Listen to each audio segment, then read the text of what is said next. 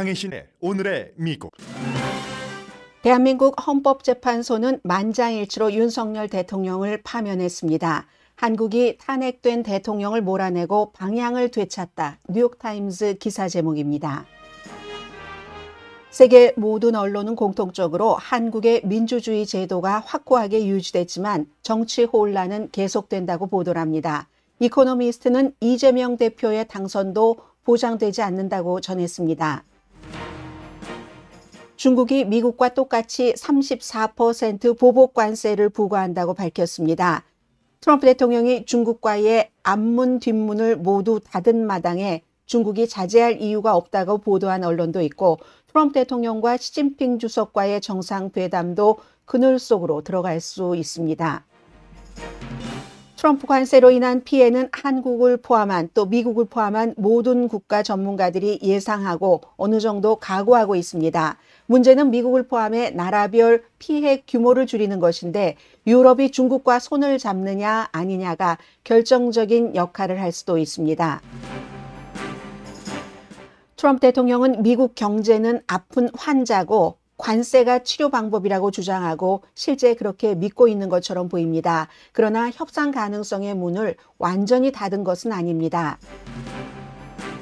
어제 2020년 3월 이후 가장 큰 폭으로 내려간 주식시장은 오늘도 맥을 못 추고 있습니다. 자동차 회사들은 관세와 관련해 공장 문을 닫고 직원을 해고합니다. 그로서리 스토어가 관세로 가장 먼저 가격 인상을 보여줍니다. 미국 성인 65%가 날마다 커피를 마십니다. 그런데 미국은 커피 소비량의 99%를 수입합니다. 커피값은 최고 35%까지 비싸질 수 있다고 악시오스가 보도했습니다. 공화당이 민주당에 가세해 대통령의 관세 권한을 제한하는 법안을 상정했습니다. 국가안보국과 국가안보위원회, 사이버사령부 총책임자와 부책임자들이 해고됐습니다. 문제는 대통령이 안보 고위 관계자들을 해고한 게 로라 루머의 말을 듣고 한 것인지입니다. 로라 루머는 극우 운동가로서 9.12 사건을 미국 정부가 일으켰고 오하이오주 이민자들이 남의 집 애완동물을 잡아먹는다는 음모론을 퍼뜨린 인물입니다. 브라운 대학도 다른 아이비리그 대학처럼 연방정부의 지원금을 받지 못할 처지가 됐습니다. 여러분 안녕하십니까? 오늘의 미국 강혜신입니다. 네, 미국에서도 전부 보도하는 바로 이 내용을 어제부터 세계 어느 나라에 살고 계시던 한국 분이시라면 이 내용을 다 지켜보셨을 겁니다. 국민의 신임을 배반한 것으로 헌법 소호의 관점에서 용납될 수 없는 중대한 법 위반 행위에 해당합니다. 재판관 전원의 일치된 의견으로 주문을 선고합니다. 주문, 피청구의 대통령 윤석열을 파면한다. 문영배 헌법재판소 소장 권한 대행의 얘기였습니다. 위헌적이고 불법적이었으며 헌정질서에 위배됐고 국민의 신뢰를 잃었다는 얘기 들어보셨습니다. 이 내용을 바탕으로 지금 모든 세계 언론이 이제 보도를 하고 있습니다. 거의 똑같기 때문에 여러분들께서 이 내용을 지금까지 몇 개월 동안 팔로우 해오셨습니다. 여러분들의 생각을 정리하시는 시간이 될 수도 있고, 그리고 뒤에 전해드릴 이코노미스트는 다른 매체와는 조금 차이가 나는 점을 지적하기 때문에 이번 섹션에 거기까지 마무리를 하겠습니다. 법원 판결 즉시 효력이 발생하고 항소할 수 없고요. 정치 혼란은 끝났고 새로운 대통령을 선출할 길을 열었다. 미국과 해외 모든 언론들이 이렇게 보도를 합니다. 한마디로 정치가 방향 감각은 찾게 됐다는 겁니다. 이제 며칠 사이에 관저 비워야 되고, 어제 무슨 휘장 같은 거 내려지는 거 보셨고요. 군 부대에서도 전부 이제 윤석열 전 대통령이죠. 초상화가 내려졌습니다. 60일 이내 대통령 선출해야지 되는 거 모두 다 알고 계시고, 주요 야당 대표, 야당의 거의 독주죠. 이재명 대표가 더불어민주당에서 지명받을 것은 당연한 것처럼 지금 생각들을 하고 있고, 여론조사에 따르면 그렇습니다. 이길 가능성 높죠. 모든 미국 언론도 똑같이 보도를 합니다.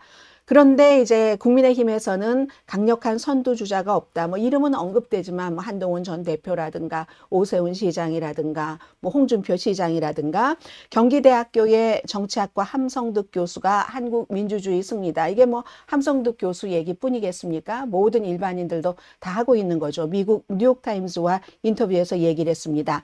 한국 민주주의의 승리고 군부 통치에 반대했었던 그 역사에 이어진, 그때는 피를 흘렸지만 지금은 심각한 폭력 없이 결국은 법치가 승리했다.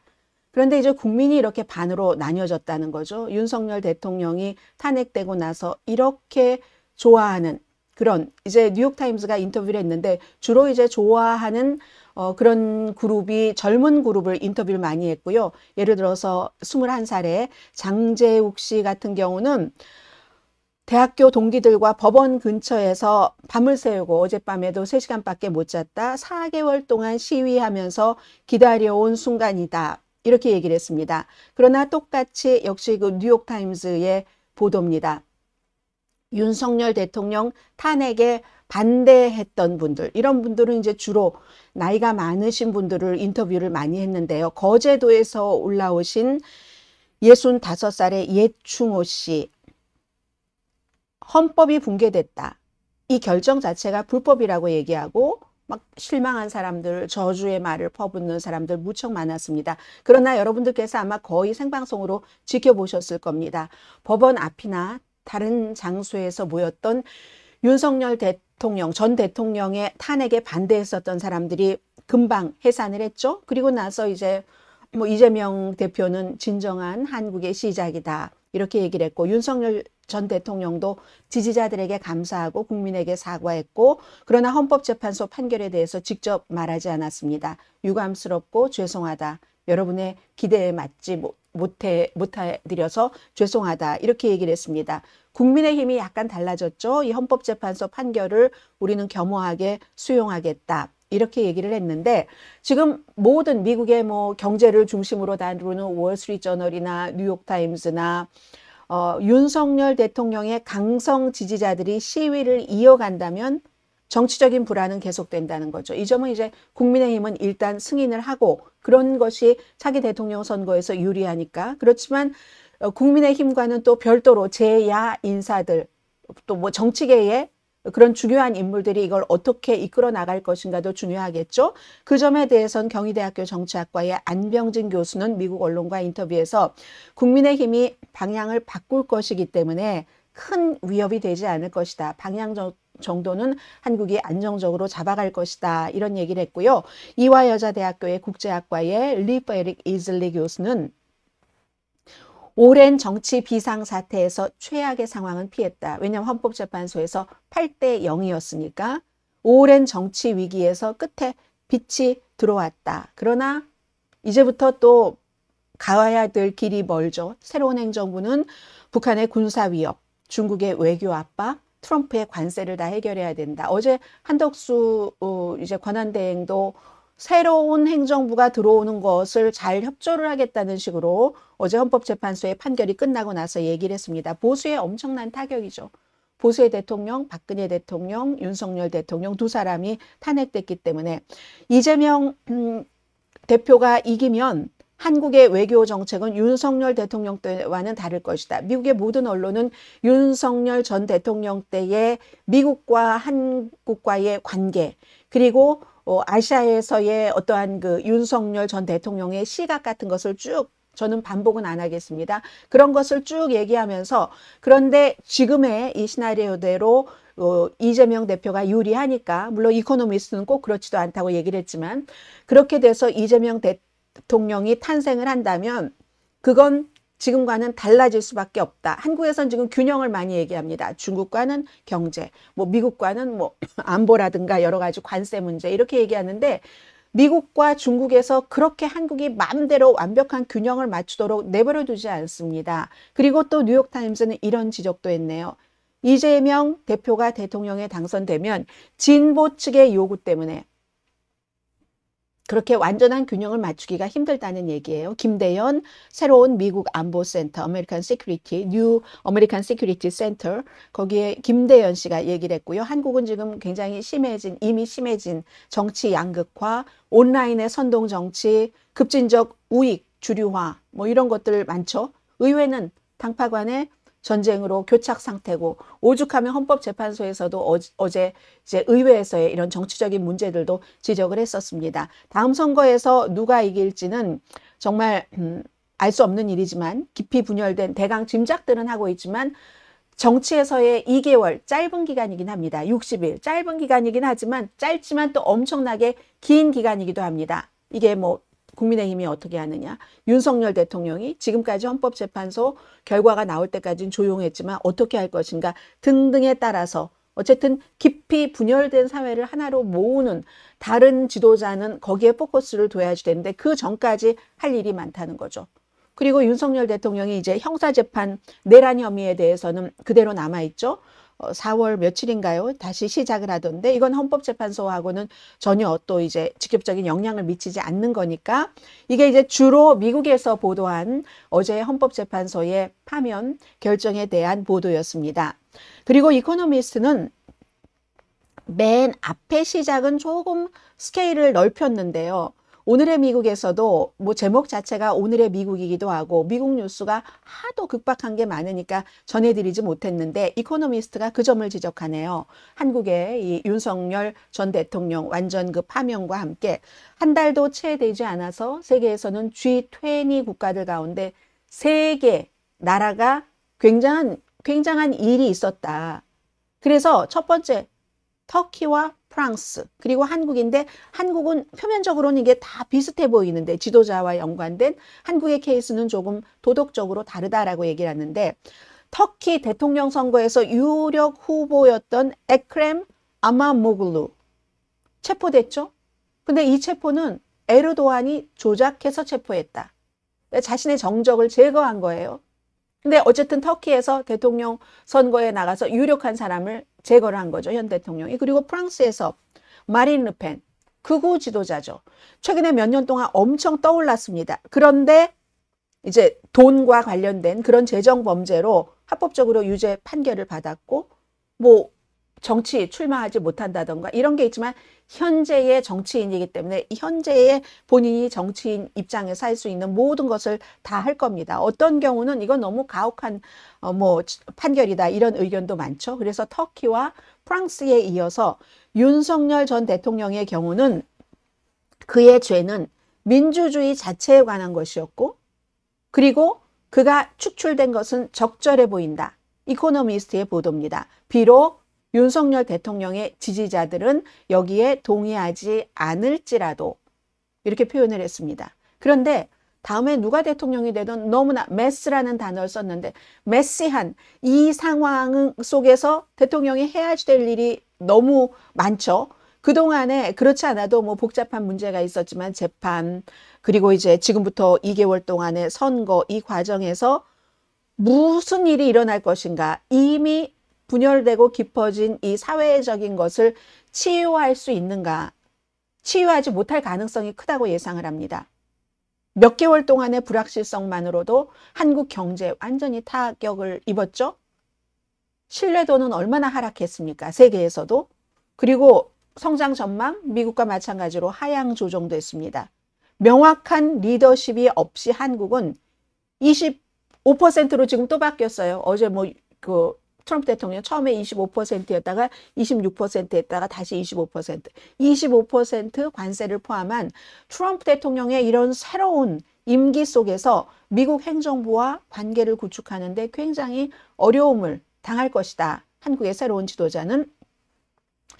그리고는 한국 분들은 다 알고 계시는 건데 한국 사람들에게는 지금 지난 몇 개월 동안 12월 3일부터 지금까지의 4개월 동안의 윤석열 대통령 계엄령 발표부터 이제 파면되기까지 과거의 권위주의적인 그런 역사를 떠올렸었다라고 얘기합니다. 2차 대전 종전, 한반도 분단, 그 뒤에 권위주의와 군사 지도자들에 의해서 통치된 한국. 마지막 계엄령이 뭐 1979년인 거 다 알고 계시고요.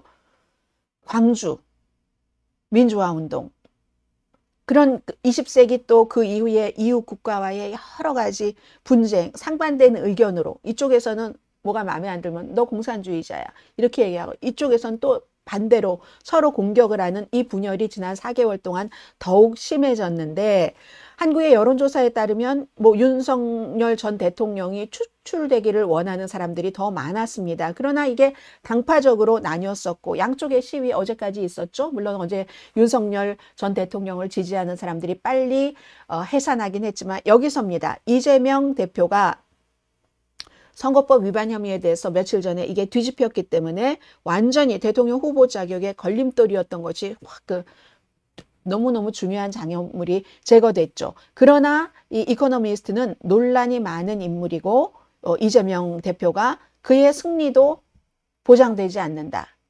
이렇게 보도를 했습니다. 보수파가 단일 후보를 중심으로 단결할 수 있을지의 여부다. 지금까지는 탄핵 이후에 뭐 한동훈 대표도 내쫓고 뭐 이렇게 저렇게 했는데 과연 시간이 얼마 남지 않았는데 어차피 이재명 대표도 독보적인 존재이긴 합니다만은 흠결이 있는 사람이니까 이 국민의힘이 한 후보로 딱 처음부터 밀 것인가 아니면 처음부터 분산되게 놔둘 것인가 그런 것들이 중요하다. 그래서 이제 국민의힘이 지지자들에게 법원의 결정을 받아들이라고 촉구를 했고 그렇지만 윤석열 대통령의 변호인단은 이 결정을 불법적이라고 얘기를 했잖아요. 윤석열 대통령이 집무실을 완전히 떠나도 계속해서 주목을 받을 것이다. 뭐 지금 재판 내란죄 혐의 그런 것도 있고 종신형이나 사형이 가능할 수 있는 중범죄잖아요. 4월 14일에 시작을 하네요. 그러므로 이코노미스트는 아직까지는 뭐 모든 선거는 원래 치러봐야지 하는 거죠. 이재명 대통령이 당선이라고 말할 수도 없는 것이고 국민의힘에 또 많은 것들이 달려있다. 이렇게 이코노미스트가 보도를 했습니다.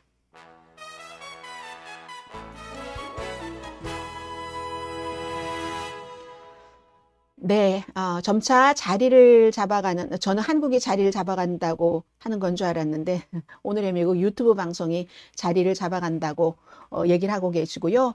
한국에서 실시되는 여론조사는 명확히 한 사람이 계속 1위를 하고 있습니다. 맞습니다. 보라 한그들 이분께서 이재명 대표가 이기고 있는 것 맞죠? 그리고 트럼프 대통령이 된 것 보면 한국서 누구나 다 대통령이 되던 놀라지 않을 것 같아요. 이런 얘기도 해주셨고 누가 되던 윤석열 전 대통령보다 나을 듯합니다. 이재명은 훌륭한 분입니다. 해피스트라는 분이 그렇게 얘기를 해주셨고요. 누가 대통령이 되든 일을 할 수 있을까요? 그동안도 변한 게 없어서요. 좋은 쪽으로요. 이런 얘기를 하고 있습니다. 그러나 또 뭐 이재명 대표처럼 뭐 어디서 용이 나기는 어려울 듯 이런 얘기까지 하고 계시는데 알 수 없는 일입니다. 이제 지금부터 2개월 동안 정치에서의 2개월이라는 것은 미국에서도 많이 겪어보지만 일주일 사이에 많은 것이 변하기도 하고 물론 이번의 경우는 너무나 특수한 경우고 더군다나 국민의힘은 이제 탄핵당한 대통령을 낸 그런 당이기 때문에 너무 어려운 것이 사실이지만 뭐 끝나기 전에는 아무도 알 수 없다는 것이 이코노미스트가 보는 것 같고 그리고 또 하나는 제가 이코노미스트를 쭉 여러분들께 정리를 해드리면서 드는 생각은 이코노미스트라는 잡지가 처음에 이재명 그 대표가 성남시장이었을 때 엄청 성남이라는 작은 도시의 시장이었는데 엄청 보도를 많이 해주고 아니 좋게 해주고 뭐 띄우려고 한 건 아니겠지만 그로 인해서 세계적으로 알려지는 계기가 됐습니다. 그런데 세월이 조금 흘러서 이제 여러 가지 문제들이 생기고 지금은 또 이재명 대표도 지금 선거가 보장된 게 아니다. 이렇게 보도하는 것이 좀 다르다 전해드리고요. 자, 지금부터는 미국의 이 관세, 이 문제와 관련해서 중요한 것이 미국에서도 중요하지만 다른 나라가 어떻게 하느냐가 중요하죠. 그리고 다른 나라가 어떻게 하느냐가 다른 나라 사람들에게도 중요하고 세계의 완전한 무역 질서 같은 것이 바뀌는 것, 우리의 생활이 바뀌는 것도 중요하고 같이 이거 완전히 엮여 있잖아요. 미국이나 다른 나라나 일단 기본적으로는 다 피해를 보니까 이 물질적으로 소비자들 입장에선 이건 트럼프 대통령도 인정을 한 것이고요. 그래서 중국과 유럽 이쪽을 조금 전해드리겠는데 우선 중국도 미국 수입품에 대해서 미국과 똑같은 34% 관세를 붙이겠다. 이거요 중국이 빨리 행동한 겁니다. 중국은 트럼프 대통령 임기 1기에도 역시 트럼프 대통령으로부터 관세 이런 것을 전쟁 치른 적이 있죠. 그때는 중국이 답변하는데 며칠 걸렸어요. 중국 같은 국가는 답변을 빨리 하지 않습니다. 북한 같은 국가도 마찬가지고 민주주의 국가처럼 서두르지 않아요. 이번에는 36시간 만에 한 것이면 굉장히 빨리 한 겁니다. 그것도 똑같이. 그래서 지금 보고 계신 사진이 롱비치 항구에 정박 중인 중국 최대 해운회사의 컨테이너선이거든요. 지금 롱비치, 캘리포니아주는 영향이 크죠. 캘리포니아주나 뭐 뉴저지 이쪽 항구, 다 그 항구 주변 도시들은 이 관세 때문에 뭐 좋은 영향이 있는 분들도 간혹 있겠으나 거의 없을 겁니다. 아마 한국 분들도 마찬가지고요. 수입, 수출을 하시는 분들. 그래서 중국이 그것뿐만이 아니라 11군데 회사를 딱 정했어요. 미국, 믿지 못할 회사다. reliable한 회사가 아니다라고 하면서 어떤 리스트를 만들어서 중국 정부하고도 일을 못하게, 중국 기업과도 일을 못하게. 그리고 중국이 갖고 있는 가장 중요한 게 히토류잖아요. 이 히토류, 전기차를 만드는 데도 쓰이고 어떠한 전자제품 만드는 데도 쓰이는 스마트팜 만드는 데도 히토류가 쓰이죠. 중국이 뭐 거의 지금으로서는 독점적으로 채굴을 합니다. 가공도 독점적으로 하죠. 예전에도 미국과 이런 분쟁이 있었을 때 오바마 때에도 어떻게 좀 해보려고 히토류 이걸 어떻게 해보려고 했는데 안 됐어요. 결국은. 이게 굉장히 중국으로서는 큰 무기인데 이것도 금지. 그리고 의료 영상기구. 이건요. 미국이 아주 큰 무슨 뭐 전투기라든가 이런 거 빼고는 제조업에서 경쟁력이 센 몇 가지 되지 않는 종목 가운데 하나가 의료 영상 기구입니다. 그것도 뭐 금지, 조사를 한대요. 일단 미국이 이걸 뭐 조사한다고 하고 뭐 닭고기 수입 금지한다고 하고 여러 가지 수입 금지하는 품목은 많고 해서 중국은 목요일부터 발효를 한답니다. 그러면 이게 미국이 상호관세, 중국에 대해서 35% 상호관세하는 게 수요일이죠. 하루 뒤부터 이걸 한다. 이렇게 얘기를 하는데 랜드 코퍼레이션 있죠. 산타모니카에 있는 연구소. 그 연구소의 중국 센터의 주드 블란쳇 이사가 하는 얘기가 트럼프 대통령이 이 정도로 광범위한 관세를 도입한 이후에 중국도 이 정도로 광범위하게 할 수밖에 없다. 불가피하다. 더 이상 외교로 이 문제를 풀 수 없다고 판단을 했다. 외교로 문제를 풀 수 있다고 생각을 하는 건 이건 이 시점에서는 허구야. 중국이 그렇게 판단을 했다는 거고요. 중국이 보복 경고를 했었잖아요. 그런데도 35%, 그 전에 10%, 또 10%, 또 뭐 보편적 관세 이러면 얼마 너무 방대한 거죠. 그래서 베이징이 자제를 할 이유가 없다. 이 랜드 코퍼레이션의 전문가가 그렇게 얘기를 합니다. 그러므로 시진핑 주석과 트럼프 대통령 무슨 정상회담 하네, 실무자들 만나네 하는데 이런 것들도 지금 다 어떻게 될지 모릅니다. 중국이 주장하기는 우리가 첫 번째 무역전쟁 때보다 잘 견딜 수 있다. 그때 한번 경험이 있으니까. 그런데 이제 이번에 모르죠. 왜냐하면 어쨌든 중국이 미국에 수출하는 게 미국이 중국에 수출하는 것보다 훨씬 많으니까 이건 모든 면에서 다 그러니까요. 어쨌든 그래도 중국이 공휴일인데도 36시간 만에 이렇게 대처를 해서 발표했다는 건 어느 정도 뭐 자신이 있다는 얘기고요.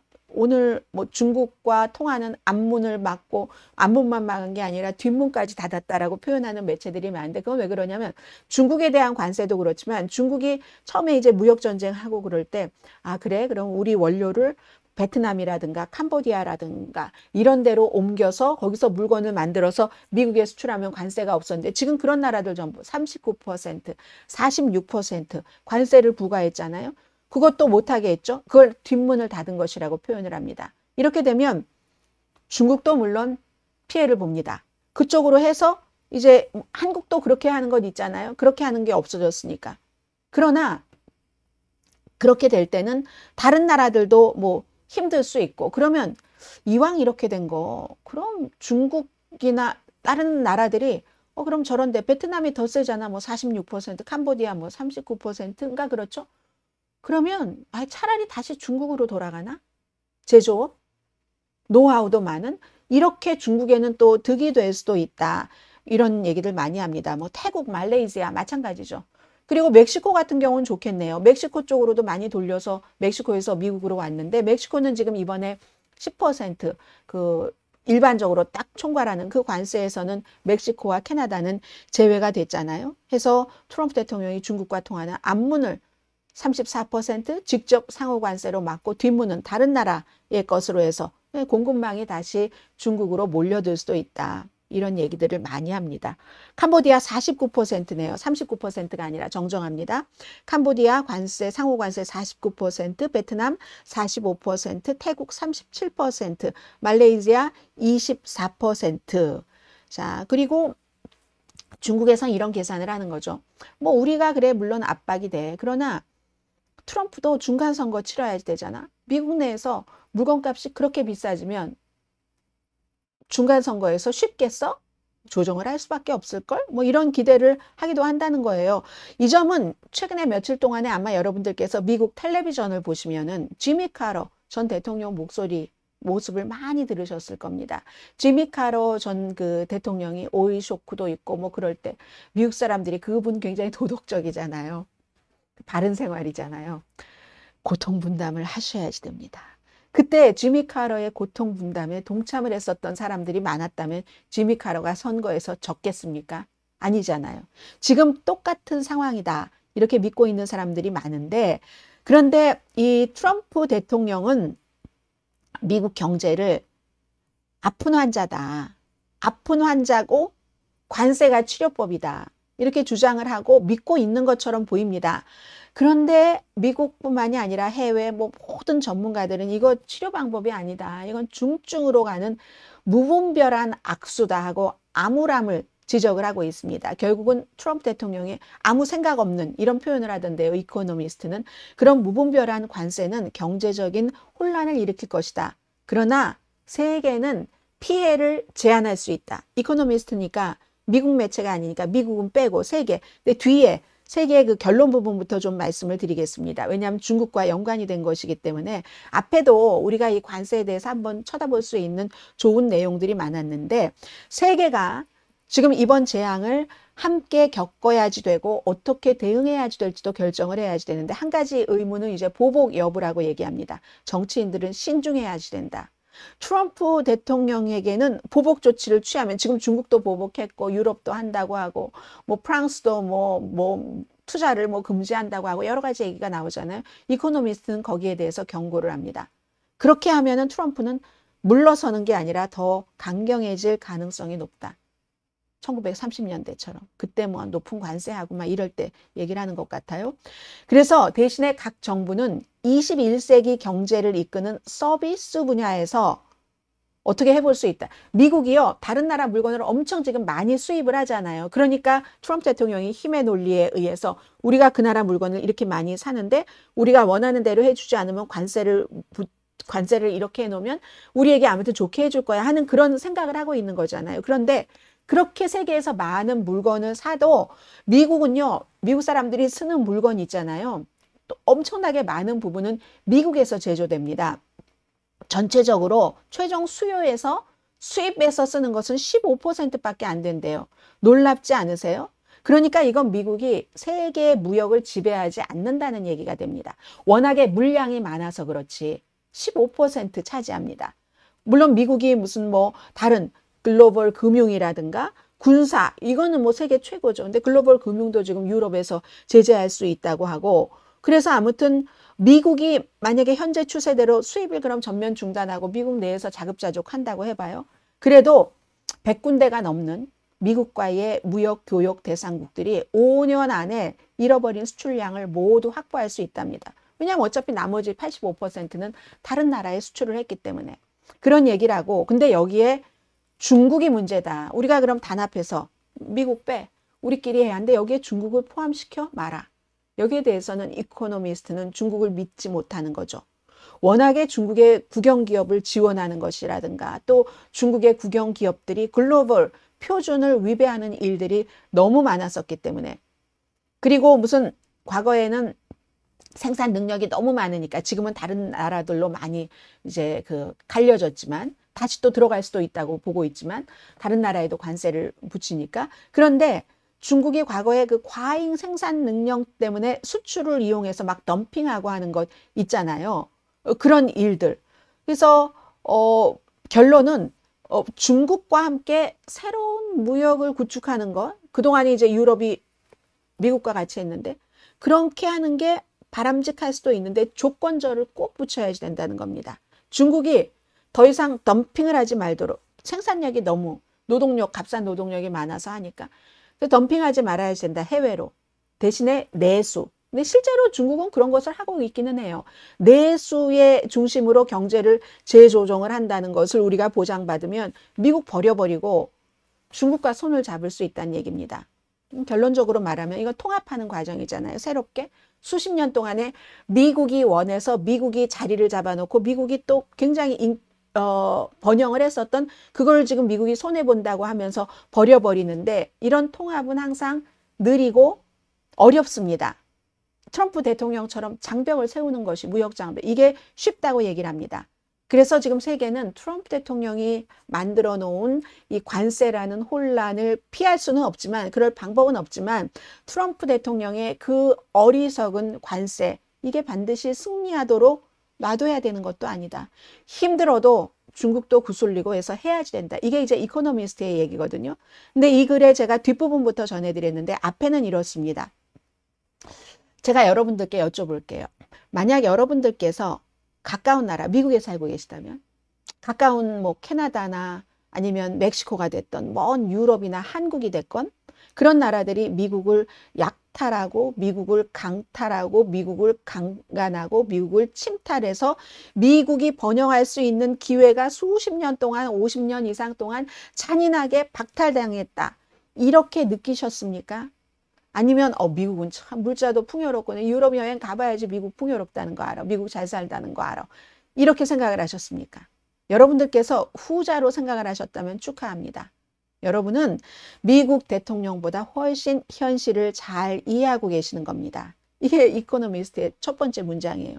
세계에서 가장 성공적이고 세계에서 가장 존경받는 경제를 두고 두 가지 의문이 드는데 첫 번째는 이렇게 자유세계 지도자가 트럼프 대통령이 터무니없는 말을 할 수 있다는 사실. 강간당했다, 무슨 약탈당했다, 강탈당했다. 그런 망상이라고 표현을 했어요. 망상에 사로잡혀서 무역 정책 역사상 가장 큰 변화를 발표한 거. 참 이게 충격적이라고 해야지 되는가? 아니면 두 번째, 현대 경제사에서 가장 심각하고 불필요한 실수를 저지른 것. 그러니까 첫 번째는 미국이 강탈당했어 하고 믿는다는 사실. 두 번째는 그로 인해서 이 같은 조치를 취했다는 거. 어느 게 더 충격적인지 판단하기 힘들다라고 얘기를 합니다. 그러면서 이제 쭉 이제 여러분들께서 다 알고 계시는 미국의 모든 무역 거래 대상국에 최소한 10% 관세 붙이고 게다가 또 모든 나라별로 한국 25%, 중국 34%, 일본 무슨 24% 이런 식으로 붙이고 하는 거. 나머지는 또 엄청 복잡합니다. 자동차가 25% 관세인데 거기에 만약에 자동차 만들기 전에 부품에도 25% 관세를 붙이면 적어도 완성된 자동차에 대해서는 25%보다 더 높잖아요. 거기다 지금 자동차 관세 2.5%잖아요. 그것도 포함을 해야지 되면은 이게 한마디로 미국 전체 관세율은 대공황 그때보다도 더 전 19세기 수준인데 보호 무역주의를 받아들였다는 신호고 피해를 어떻게 줄이느냐. 이건요. 다른 나라뿐만이 아니라 미국도 피해를 지금 입고 있는 거잖아요. 그래서 이제 트럼프 대통령이 역사, 경제, 무슨 무역 이런 언급하고 있는 지금 거의 모든 내용들은 다 완전히 잘못됐고 역사를 거꾸로 해석을 한다. 이렇게 전합니다. 예를 들어 19세기 후반에 윌리엄 맥킨리의 그때의 관세, 세금은 낮고 하는 거. 이걸 찬양했지만 최고의 학문적 연구의 결과에 따르면 결론은 그때 그 관세가 결국은 경제에 피해를 줘서 나중에 되돌리려고 했는데 너무 늦었잖아요. 윌리엄 맥킨리가 인기 있는 대통령입니까? 인기 없는 대통령입니다. 자, 이런 것들도 트럼프 대통령이 잘못 알고 있는 거고. 그리고 트럼프 대통령은 이 대공황도 잘못 이해를 하고 있다. 관세가 대공황을 악화시켰는데 트럼프 대통령은 관세를 더 많이 했어야 대공황이 빨리 수습됐다라는 터무니없는 주장을 한다. 그러므로 지금 미국의 대통령의 주장은 80년 동안 세계가 아주 서로 뭐 때로는 이쪽이 더 많이 가져가고 이쪽이 더 많이 가져가고 윈윈 하면서 머리를 짜내놓은 세심한 무역 협상, 그래서 관세가 다 낮아지고 너희가 잘하는 거 너희가 만들고 우리가 잘하는 거 우리가 만들고 해서 싸게 일반인들이 살 수 있었던, 각 나라가 나름대로 번영을 할 수 있었던 그런 것들을 지금 다 망치로 깨부순다는 얘기예요. 경제적으로 근거 없는 주장을 하면서. 그리고 어제는 이제 어느 매체가 그런 지적을 했었잖아요. 결국은 이 무역 적자라는 것이 미국 사람들이 한국 물건을 더 많이 사고 싶어 하면 한국 사람들이 미국 물건을 더 많이 살고 싶어 하는 것보다 그런 때 무역 적자가 나온다 하는 지적을 잠깐 말씀을 드렸고, 오늘 이 이코노미스트는 무역 적자가 기본적으로는 투자와 저축의 불균형 때문이라고 설명을 합니다. 투자라는 것은 그 국가가 됐건 아니면 회사가 됐건 많은 것을 투자를 해요. 투자란 막 생산도 하고 이래야 되잖아요. 그런데 투자를 하려면 돈이 있어야지 투자를 하죠. 사람들이, 근데 미국 사람들이 너무 저축을 안 합니다. 수십 년 동안 저축을 안 해서 자꾸만 돈만 있으면 써요. 돈만 있으면 씁니다. 그러니까 사람들한테 팔 물건이 부족해요. 물건이 부족하니까 또 자꾸만 수입을 하게 되죠. 이렇게 국가가 투자를 하려는 것을 국민이 받쳐주지 않고 소비가, 미국의 경제가 70%가 소비로 돌아가니까 소비만 많이 하고 저축을 하지 않으니까 여기서 이 무역 적자라는 것은 해결이 될 수가 없다. 이렇게 설명을 하면서 또 텍사스를 얘기를 합니다. 어쨌든 트럼프 대통령은 약탈당했다 하는데도 지난 몇십 년 동안 미국이 G7 국가에서도 제일 번영한, 어느 나라보다도 더 그 경제적으로 발전한 국가잖아요. 그러면서 텍사스가 오일 생산을 얼마나 많이 해요. 오일 가스를 생산을 해서 텍사스가 다른 주에 팝니다. 미국 내부 수출을 하는 거죠. 그리고 텍사스는 오일 가스를 막 시추하는 데만 신경을 써요. 그리고 자동차는 미시건주에서 사옵니다. 그 밖에 전자제품 같은 것을 또 캘리포니아주에서 사옵니다. 텍사스가 미시건주에 우리가 오일 가스 파는 것만큼 너희도 그대로 우리 거를, 우리가 자동차 사오는 것만큼 그대로 우리 거를 사가. 이 무역 균형을 완전히 수입과 수출을 똑같이 맞추도록 하는 것과 똑같다. 캘리포니아주가 우리가 수출하는 것만큼 우리 거를 사가라 하는 것과 또 그래야지 무역 균형이 맞잖아요. 어떻게 그럴 수가 있는가? 어떤 주에는 더 많이 팔고 이건 우리가 더 저쪽에서 더 많이 사주고 이러면서 똑같이 할 수가 없다. 이런 얘기를 하잖아요. 또 텍사스가 많이 파는 것도 있고 많이 사는 것도 있고 이런 식으로. 그래서 이제 트럼프 대통령이 기술적인 이해력도 형편없다. 이건 이제 어제 말씀드린 무슨 이 관세를 계산하는 방식이죠. 무역 적자를 반으로 나눠서 어떻게 해서 이렇게 했다는. 그래서 이제 세계에 끼칠 피해가 필요하지 않는 그런 피해가 이미 이제 일어나고 있다는 것이죠. 미국 제조업체들도 일부는 자동차 노조들 좋아하는 사람들도 있지만 그러나 다 좋아하진 않습니다. 부품 가격이 상승하니까. 그리고 장기적으로는 외국과 그럼 제조업이 어느 분야는 성장을 한다고 해요. 근데 외국과 경쟁이 없어요. 그럼 경쟁이 없으면 어떻게 됩니까? 일 잘 안 합니다. 그리고 경쟁이 없으니까 독점이에요. 물건값은 오를 수가 있습니다. 소비자들만 피해를 볼 수 있는 거죠. 어제 나이키 주가 7% 하락했는데, 베트남에 공장이 있는 나이키 주가가 7% 하락했는데, 그러면 전부 미국 사람들이, 이코노미스트 표현입니다. 전부 미국 사람들이 앉아서 나이키 운동화를 꿰매고 있어야지 되겠는가, 이런 지적을 합니다. 해서 그러나 어쨌든 미국이라는 이 강대국의 대통령이 그렇게 결정을 하고 시행을 하는 일이기 때문에 지금부터 모든 나라는 어떻게 하면은 우리가 좀 손해를 덜 볼 수 있는가, 여기에 포커스를 맞춰야지 된다 하는 얘기했고요.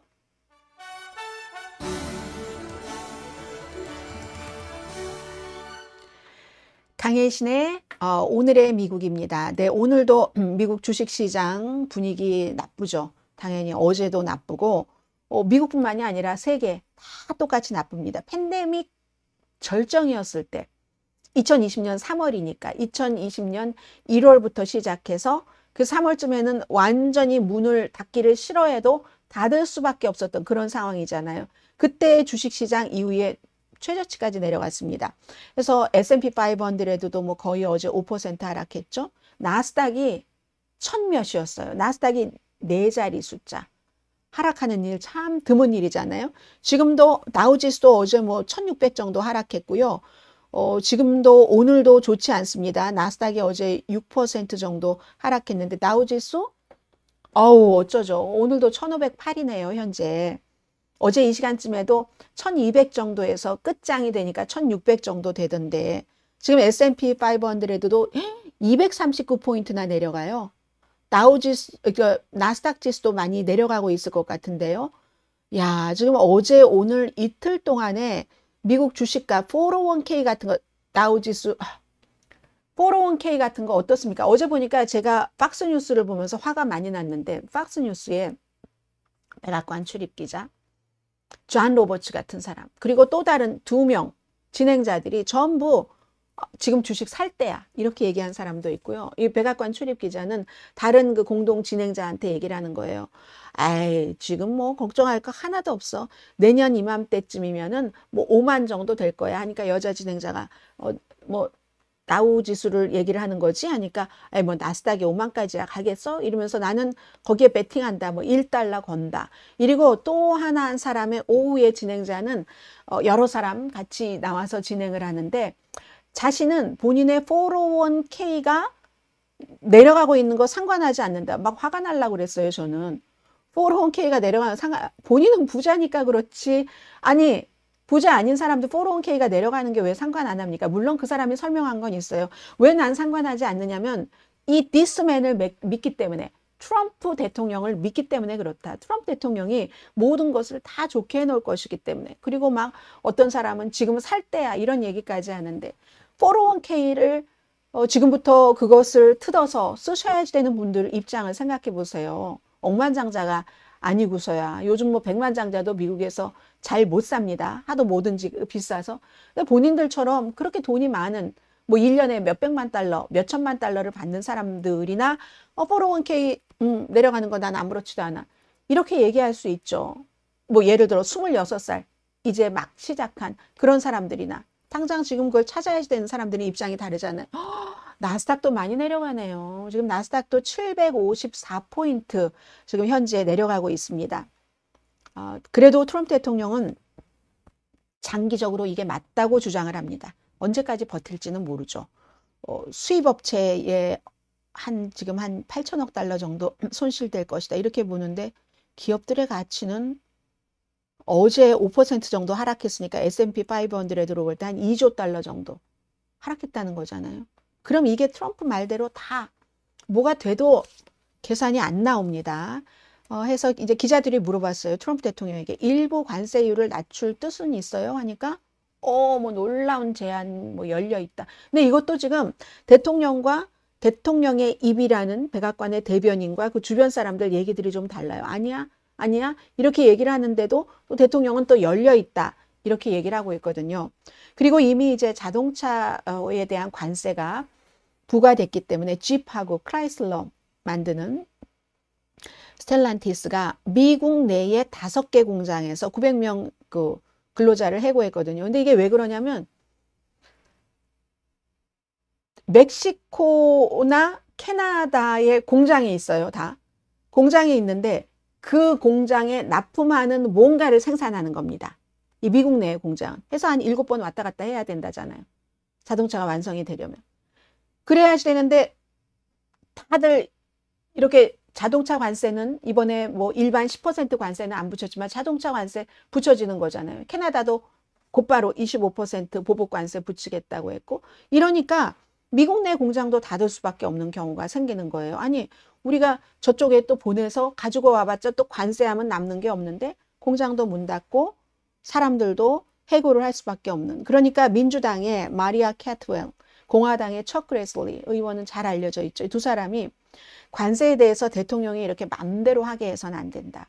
대통령의 권한을 더 강화하는 법안을 상원에 제출을 했습니다. 어떻게 될지 모르겠어요. 그리고 어제 다른 법안과 마찬가지로 하원에서 대통령에게 순종하는 순종파들이 하원에 많기 때문에 기간상으로 2년이니까 대통령의 도움이 다음에 또 당선되려면 필요하니까 그런 거고, 상원은 조금 여유가 있으니까 제출을 했는데 하원에서 어떻게 될지는 알 수 없는 거죠.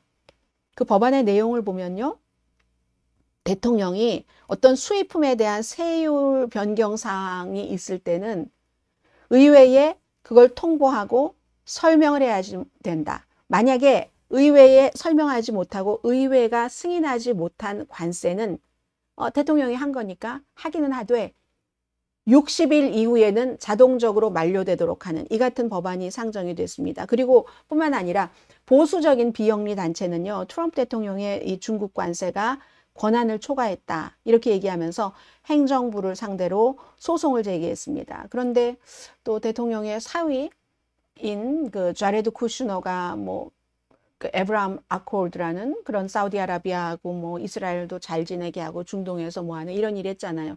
그 재단이 있습니다. 그 재단은 이 헤리티지 재단 그쪽으로 이렇게 들어갔다고 하는 것 같은데요. 그러니까 이제 계속 이 행정부는 헤리티지 재단이 이 관세니 뭐니 모든 것들 지금 트럼프 행정부가 가는 방향을 같이 가는데 지금 그렇게 돼 있습니다. 그래서 이제 보니까 어제 기술주들은 엄청 내려가서 이렇게 트럼프 대통령 취임식 때 엄청 좋아하고 그동안 많은 것을 누렸던 사람들, 맨 왼편에 있는 마크 저커버그가 돈 제일 많이 잃어버렸던데요. 아무튼 그렇고요. 그리고는 유럽연합, 지금 그 프랑스의 이 그 대통령 엄청 그 중요한데, 프랑스의 이마뉴엘 마크롱 대통령이요. 이 이마뉴엘 마크롱 대통령이 프랑스가 미국의 투자를 뭔가 우리가 금지시킬 수도 있어. 이게 이제 어제 잠깐 말씀드렸던 무슨 유럽연합 쪽에서 한 그 미국에 대한 그 금융에 대한 그 규제 이런 것을 하는 거잖아요. 뭐라고 해야 되나요? 무슨 강제 조치라고 해야 되나요? 무슨 인스트루먼트, ACI 액트 이런 거거든요. 미국 금융기관의 유럽 진출을 제한하거나 차단하는, 이미 가 있는 곳도 활동을 제한하는. 그게 이제 미국이 금융에서 너무 단단하니까 이거 타격이 될 수 있잖아요. 그래서 이 법안에 따르면 특정 국가의 서의 어떤 활동, 금융기관의 활동을 완전히 제한하는 것뿐만이 아니라 추가로 세금을 내게 할 수도 있대요. 규제를 할 수도 있고. 근데 미국이 유럽연합 그 파생상품 시장에서 점유율이 약 28% 정도 된답니다. 그러면 이거는 굉장한 타격이 될 수 있는 거죠. 우리가 마지막에 써야지 될 때 쓰겠다. 지금 이 정도를 얘기하고 있고요. 그리고 그 러시아에 대해서는 왜 그 관세, 어쨌든 다른 펭귄만 사는 무인도에도 관세를 10% 붙이고 러시아, 북한에는 안 붙였는가? 그 문제가 어제 오후에도 계속 얘기가 되는데 결국은 그런 거죠. 러시아에 대한 그 트럼프 대통령과 러시아의 관계에 못마땅해하는 사람들은 그런 러시아의 눈치 보는 거야 이렇게 생각할 수도 있지만 정치적인 계산일 확률은 분명한 거고, 우크라이나와 그 어떤 휴전 협상에 있어서요. 그리고 또 비료가 걸린다는군요. 지금 러시아에서부터 미국이 수입하는 게 우크라이나 전쟁 이후에는 그다지 많지는 않은데 비료가요, 미국이 이제 비료를 다른 나라에서 수입하는 거, 미국에서도 생산하지만 수입하는 그 국가를 보면 러시아가 세 번째로 미국으로 미국의 세 번째 수입국입니다. 비료. 그럼 비료 하면 농부들이죠. 농부는 트럼프 대통령의 지지층입니다.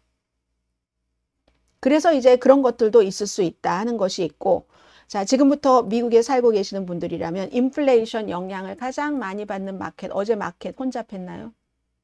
아마존 마켓플레이스도 굉장히 혼잡했을 것 같습니다. 저도 엄마의 주문으로 아마존에서 뭐를 사서 엄마 집으로 보내는데 보니까 그런 경험은 처음이에요.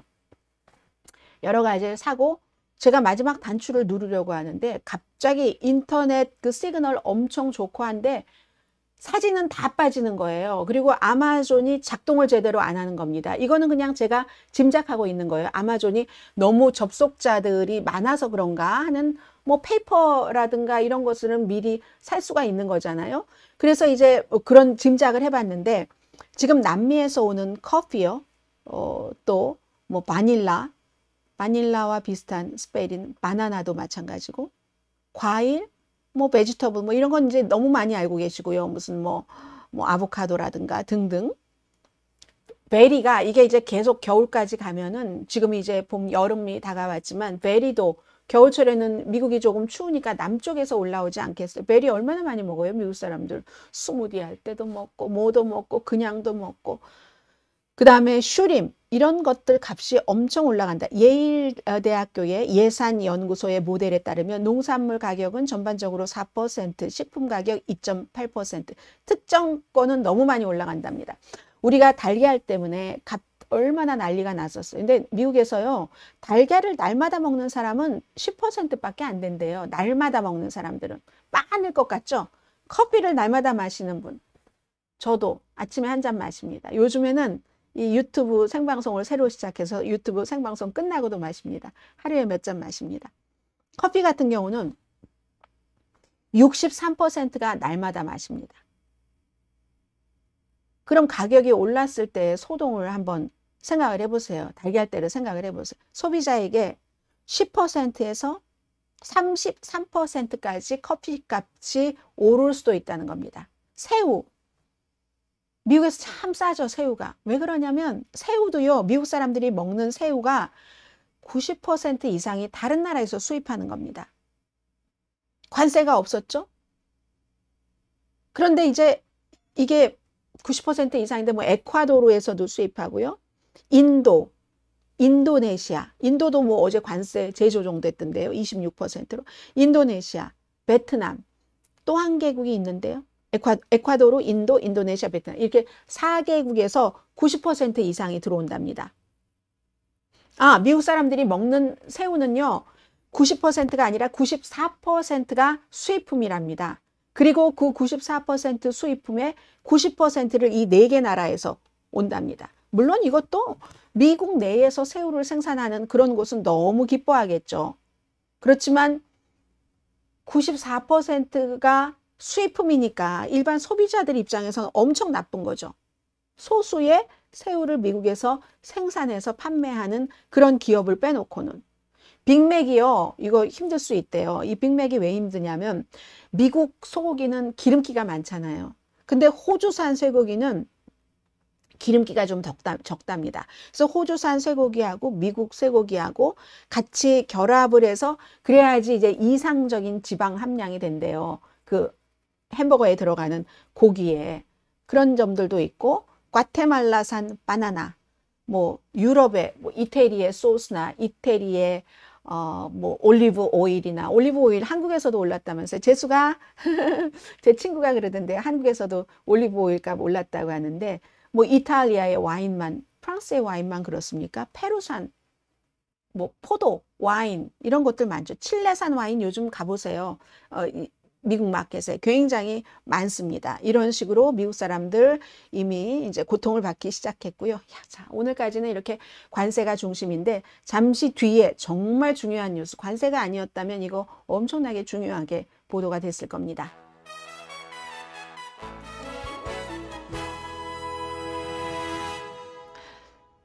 미국의 이름을 들어보세요. 국가안보국, 사이버 사령부, 사이버 커맨드, 그리고 국가안보위원회, 국가안보 보좌관이 바로 마이크 월츠라는 요즘 시그널 게이트로 핫한 인물이잖아요.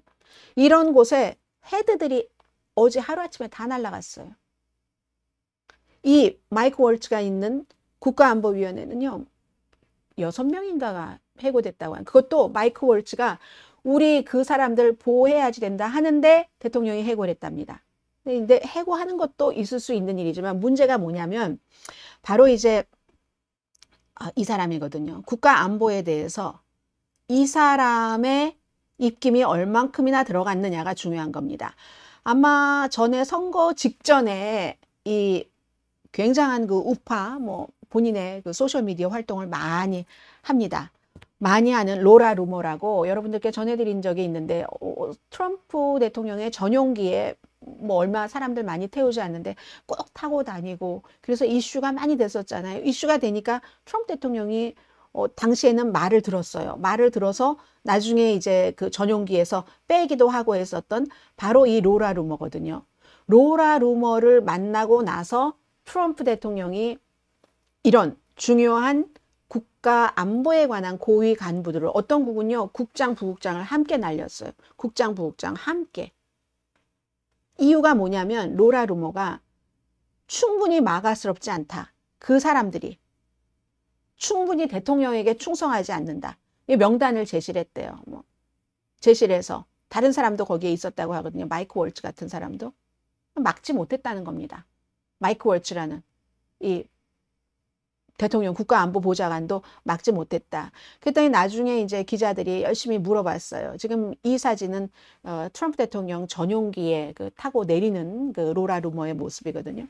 물어봤더니 트럼프 대통령이 나는 로라 루머가 굉장히 애국자고 로라 루머의 조언을 때때로 듣는다. 그렇지만 이번에 뭐 해임에 뭐 관여했다는 사실은 아니야. 이렇게 얘기하는데 이게 또 왜 중요하냐면 이 로라 루머가 9.11 사건을 미국 정부가 일으켰다.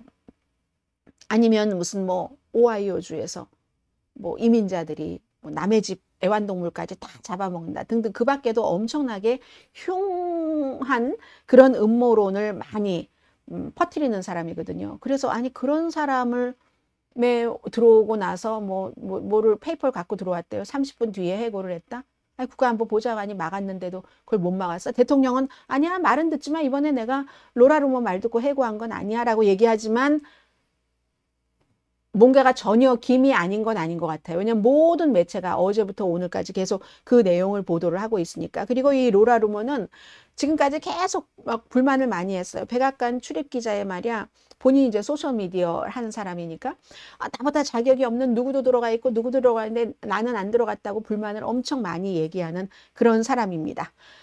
그리고 이제 비슷하게 그 마이크 월츠 국가안보보좌관 얘기가 나왔으니까 피트 헥세스 시그널을 통해서 예멘의 반군, 후티 반군을 공격하는 거 다 이제 뭐 정보를 서로 공유한 여기에 대해서는 지금 국방부의 감찰관이 조사를 한답니다. 일반 앱으로 군사작전을 논의를 했다고. 이것은 그렇게 감찰관이 조사를 할 수밖에 없는 게 이 부분도 역시 공화당의 상원 의원도 군사위원회 소속 소위원회죠. 이거 해야지 된다 해서 할 수 없이 하는 겁니다. 대통령은 어제 보니까 어떤 기자가 물어봤어요. 그랬더니 막 짜증내던데요. 시그널 게이트는 이제 다 끝났는데 더 이상 그런 말 하지 마라 하고 짜증냈지만 아직까지는 이 정도의 힘은 그 미국 의회 상원 의원에게 있는 것 같습니다. 자, 그리고 오늘 마지막 이슈를 전해드리겠습니다. 트럼프 대통령이 이제 미국 대학교에 여러 가지를 지금 하고 있는데 이념적인 변화 같은 걸 이제 뭐 강요하는 것이라고도 할 수도 있고요. 그걸 돈으로 연방정부 보조금 안 준다는 이게 이제 브라운 대학교까지 왔습니다. 근데 시사만평부터 하나 보시겠어요? 이 시사만평은 이코노미스트에 실린 그 시사만평인데 보세요. 지금 저 운동복을 입은 사람은 트럼프 대통령이잖아요. T자가 딱 써 있네요. 야구방망이 들고 있고 주변에 보니까 과학 실험실 같이 보이죠? 다 깨부쉈습니다. 누구 하나를 딱 멱살을 잡고 있는데 교수 같아 보이지 않나요? 그리고 저 뒤에 앉아 있는 두 사람은 학상이 아니라 학생 같아 보입니다.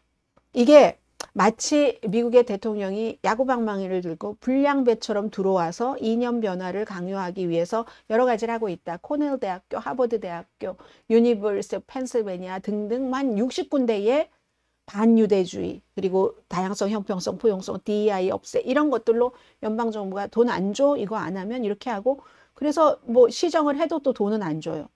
지금 이런 거거든요. 근데 이제 아직까지 지금은 제가 방송하고 있는 동안에 브라운 대학교도 통보를 받았을지 모르겠습니다. 브라운 대학교까지도 그런 이제 그 조치를 트럼프 행정부에서 취하고 있다는 거네요. 브라운 대학교가 컬럼비아 대학보다 액수가 많네요. 100만, 1000만억, 5억, 1000만 달러. 이 컬럼비아 대학교는 한 4억 달러였고 하버드 대학교는 90억 달러 정도 됐었잖아요. 그럼 보세요. 하버드, 컬럼비아, 또 뭐 펜실베니아, 프린스턴, 브라운. 아이비리그 이제 얼마 남지 않았네요. 이런 식으로 이제 대통령이 그런 것을 하고 있다 하는 건 말씀드리고요. 근데 이렇게 정말 무서운 그 상황에서 터프츠 대학교 여러분들 기억나시죠? 터프트 대학교의 박사과정의 터키 그 박사과정 학생이 그냥 친팔레스타인 시위하는 도중에 대학교가 이 가자 지구에서의 그 무고한 어린이들 학살이나 이런 것을 너무 신경을 안 쓴다는 글을 학교 신문에 쓰고 나서 지금 비자도 취소되고 잡혀갔잖아요. 루이지아나 감옥에. 이 학생 자체는 변호사가 매사추세츠에서 근거지가 있고 하니까 매사추세츠로 여기 재판은 이렇게 옮겨달라. 루이지아나가 더 이 경우에는 정부가 그 사람들을 추방하는데 쉽다고 하잖아요. 그렇게 했고 이게 중요한 게 학교에서 터프트 대학교에서 총장이 어제 성명을 발표했습니다. 수니 쿠마르트 총장이 이 젊은 박사는 연구를 어떤 걸 연구했냐면요. 철학 이런 걸 연구를 했는데 젊은 성인들이 소셜미디어를 긍정적으로 사용할 수 있는 방법이 뭔가 여기에 초점을 맞춘 연구를 한 아주 우수한 그 박사과정의 학생이다. 그리고 체포돼서 구금될 만한 그런 활동을 터프트에서 했다는 지금 체포 당국의 주장을 뒷받침할 만한 정보가 없다. 우리 지역사회의 소중한 구성원이다. 이게 지금 터프트 대학교의 입장입니다. 대학교가 미국 내의 학생 아니지만 유학생이지만 학생을 보호하는 그런 조치라고 하고요. 자, 마지막으로 이 내용 제가 이제 끝나고 나서 자세히 읽어보려고 하는데 약간 재밌게 읽었었던 게 있어요. 여러분들은 어떠세요? 왜 이민 와서 살고 있는 사람들에게는 그때 오기 전에 그 나라의 그 정서에 머물러 있어. 이런 말들을 많이 하죠. 근데 지금 트럼프 대통령의 관세가 1980년대에 머물러 있다라는 얘기를 우리가 많이 합니다. 근데 오늘요, 뉴욕타임즈를 보니까 딱 이 기사예요. 왜 1980년대에 그 관세 이것이 머물러 있는가? 야, 젊었을 때 트럼프 대통령이에요. 이 사진이. 트럼프 대통령은 80년대 그땐 미국에서 일본 붐이 있었습니다. 막 자동차 들어오고 해서 일본 사람들 막 린칭 당하고 있잖아요. 미워한 거예요. 지금 이민자들이 다 네 일자리 가져가잖아. 이런 얘기 하듯이 아니 일본이 다 와서. 그때 무슨 일이 있었냐면 80년대에 You must remember this. 카사블랑카요. 그 카사블랑카 그 피아노 유명하잖아요. 58개 건반. 그 카사블랑카 영화에 쓰여졌던 그 피아노. 그러니까 잉글리드 버그만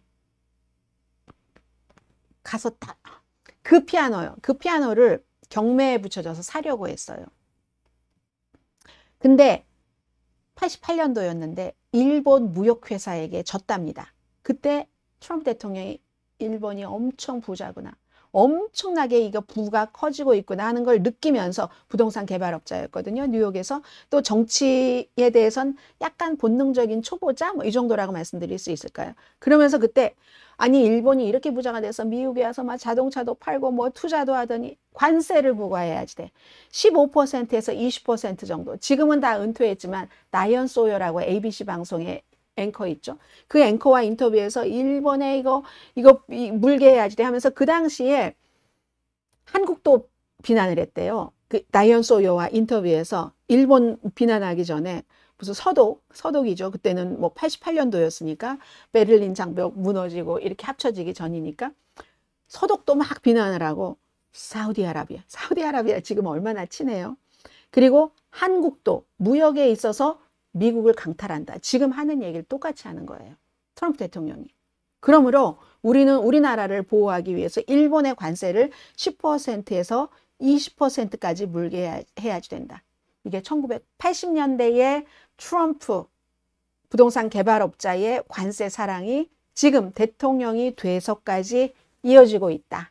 오늘 저는 이제 방송 끝나고 이 내용 읽어보려고 하고요. 오늘도 많은 분들께서 이제 댓글 창에도 오셔서 얘기를 했습니다. 제가 무역 잘하고 얘기했어요. 무역 적자라고 안 하고 이런 건 여러분들께서 그냥 알아서 들어주세요. 많은 댓글 창에서도 여러분들 소통을 해주시고요. 저는 가능하면 토요일, 일요일에도 생방송을 해보려고 하거든요. 지난주 토요일에는 생방송 안 했었고 일요일에는 생방송을 했더니 은근히 일요일에 생방송을 보시는 분들이 굉장히 많으셨어요. 그래서 일요일에도 가능하면, 아직 시간은 못 정해졌고 제가 9시에 하는가 아직 자신이 없어서요. 제가 시간이 정해지면은 여러분들께 커뮤니티 안에 알려드리겠고, 아주 즐거운 그런 금요일 주말 맞으시고요. 한국에서 이 방송을 즐겨주신 분이라면 어서 주무세요. 자, 내일 뵙겠습니다. 강혜신의 오늘의 미국이었습니다.